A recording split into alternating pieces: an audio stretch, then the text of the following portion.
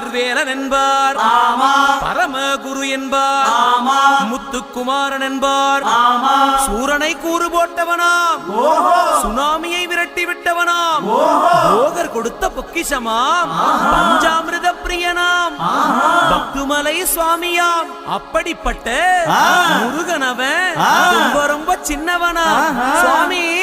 சின்ன சின்ன முருகைய சிங்கார முருகைய, கொஞ்சி கொஞ்சி தமிழ் பேசும் செந்தில் வடிவேலனவன்.